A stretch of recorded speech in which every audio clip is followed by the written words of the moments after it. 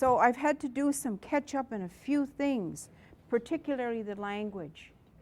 I've gone back into language immersion now for 6 years to learn that language, because the old people always said, your culture is in your language. And it's absolutely right. I'm sure that's the way it is for every nation and culture. Well, that changed my life. Changed my whole life. It changed my whole thinking process, is what it changed. For example, oneganus. I'm just going to give you a little example. Oneganus in the Mohawk language is water. It means water. But every time you hear that prefix of O, that means our spiritual journey. So we came into this life to walk a spiritual journey through the water.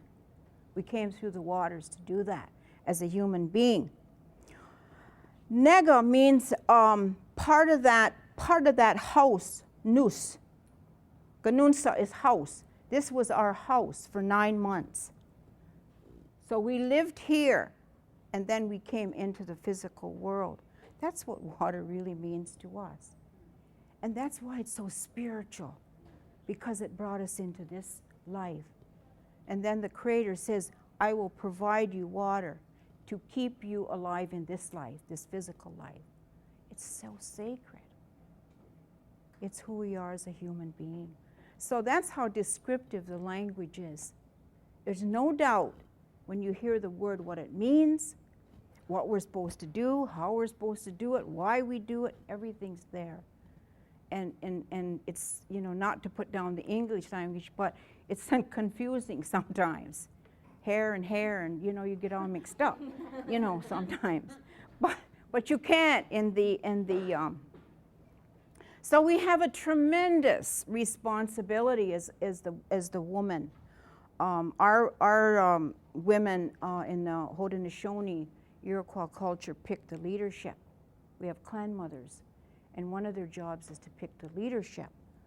You know, I don't know if I'd have picked Harper in this new election in Canada, but anyway,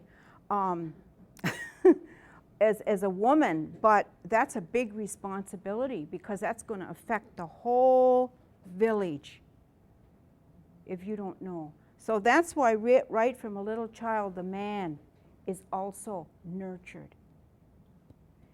Now, who's really how can I say this? I guess the career counselor in this whole picture that I'm talking, this whole experience, it's grandma. Grandma is the career counselor.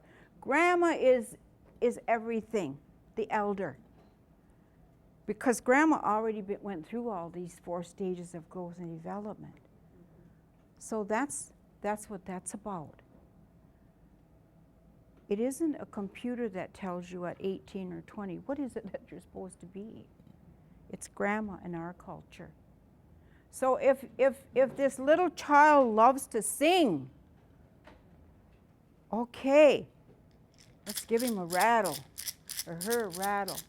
Let's let them teach them those songs. If they love to dance, then let's let them dance. If they love to cook, then let's let them cook. You see what I'm saying? You know, so we all have gifts of creativity, every one of us in here, and maybe many. But we nurtured those gifts of creativity right from birth. And it was all done by Duda, grandma. So that was another big responsibility of ours.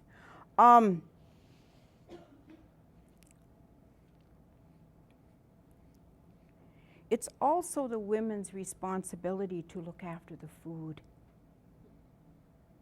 That is so big. It is so big. And so in the language is female. It's a female language. What do you mean? Like the prefix and the suffix are feminine. It's a feminine language. Because it's the women that take care of Mother Earth. It's our role and responsibility to look after that food. And so even in our creation story, it was a woman that came. Sky Woman came to us, and she came and she brought certain things to us. And one of those things she brought us is corn. Onaste. That corn. So when we look at that corn, we say, that came from another world. It came from another world to keep us alive here in this world. It's so sacred. And when we sing those seeds, we have seed songs that we sing when we plant, the women plant. Well, it took me years to realize that the same songs we sing to the seeds are the same songs we sing when a child is born. They're birthing songs. Isn't that beautiful? So that told me then that there was total equality. There's total equality in our culture between the earth, the creation, and the human being. There's nobody higher and nobody lower. It's all. So we plant those seeds. So way back when our visitors came from across the Great Salt Waters, the first thing they thought they should do is burn our food supply. Colonel Sullivan burnt our food supply. But most of our food, the biggest majority of our food, it has a preparation period of a year.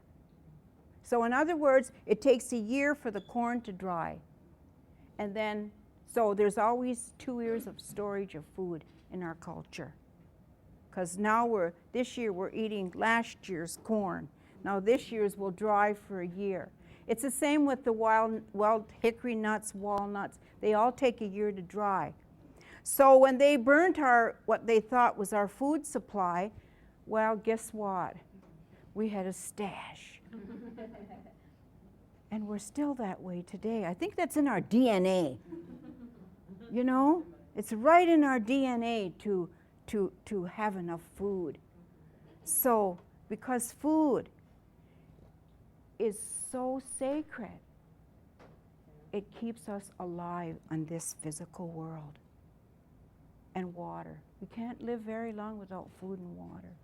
It's so sacred for us. And it came from another world, that food.